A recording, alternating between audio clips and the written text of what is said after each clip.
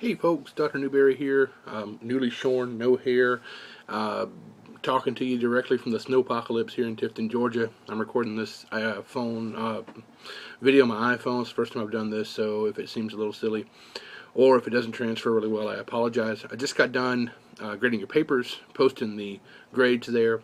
Look them over, get back to me with any questions. As I said in the overall comments, I do not change grades, but I'm happy to speak with you. Any concerns you might have. The ones who did really well were the ones who, like I said, had really studied the course reading. They demonstrated mastery of that kind of stuff. I would warn some of you guys to stay off the internet. It's pretty clear some of you guys are scouring the net for some information. Stay away from that stuff. We're not there yet. We're moving past ad analysis now. This next unit we're moving into is all about fiction.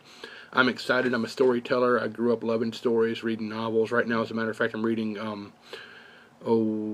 Caleb's Crossing, which is a wonderful novel. You should look it up. Won the Pulitzer a couple of years back. Just a beautiful, beautiful lyrical book of fiction.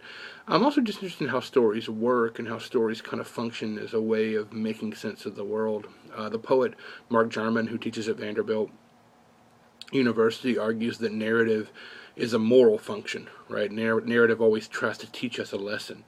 And, we've been talking about themes too this week. And, themes are really important. And of course, themes are those big, big ideas that we see demonstrated in pieces of art. Now, if you have a difficult time discerning what a theme is, pay attention when you're reading and ask yourself, what's the thesis of this story? What's the thesis of this poem? Believe it or not, even creative works have a thesis. There's some reason that they're there. There's some, actionable thing that the author is often after. And sometimes, the author's unaware of such things. Now, that's another aspect, and we'll talk about this probably in the next video or PowerPoint that I post. But authorial intention is really a very small thing, and I would stay away from worrying in any analysis of fiction or poetry about what the author thought. Let's keep in mind that authors, are only single readers of their work. And I know there was a Facebook meme that went around last year at some point about the curtains being blue and how the English professor says they, demonstrate the author's depression or blah blah blah, and the author said, oh, they were blue. That meme demonstrates a complete misunderstanding of what analysis is all about. And I'll talk more about that. I have like I said, a PowerPoint I'll post next week when we start getting into fiction. But when you're looking at works, and I've been seeing some of the stuff you guys are posting on the message board, try to not worry so much about what the author thought. Focus instead on the text itself, which is what we did with the ad, if you think back.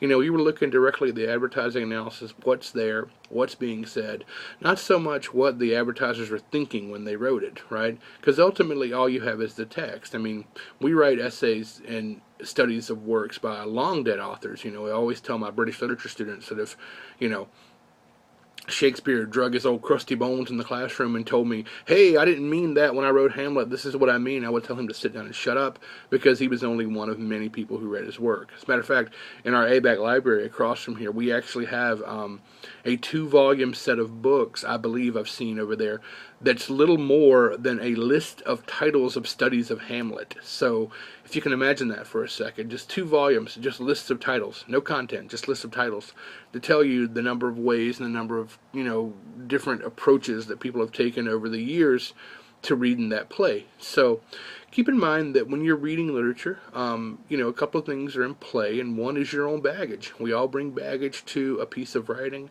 When I'm reading Hamlet, I'm most interested in the father and the son relationship that's there, because I've long been interested in father-son relationships. You might read it and focus on Hamlet's relationship with his mother. You might focus on, the way he, relates to his friends. A number of things you can look at. And movies are this way too. Movies are a good study. You can look at Harry Potter, for example, and focus on Harry's friendships. I might look at Harry Potter and say, oh, no, this movie really is ultimately about Harry's search for a father figure. I mean, over and over again, we see him, with Hagrid, we see him with Lupin, we see him with Dumbledore, all these surrogate father figures he tries to use to fill that role of his own dad. Now, these are things that we'll get into, and certainly, as you're doing the reading, for the course unit, please pay attention to the way the text demonstrates and talks about how to write about fiction and how to write about themes. And please be sure that you are responding to other people's posts on the message board. This is really important. As I've said in some of the emails I've sent to you, the message board really is the kind of heart and soul of what we do in a class like this. And if you don't respond to your peers there effectively, then it's like we're not having a conversation. I mean, to be honest with you, quite honest with you, I'm very reticent about online education for that very reason. I believe that nothing, and I mean even a message board, can replicate what happens in a classroom. A classroom is a gestalt. It's so much greater than the sum of its parts. However, we can gesture toward that with some thoughtful and effective posts on the message board. Having said all that, I'm going to let you guys go. I'm going close to 6 minutes now.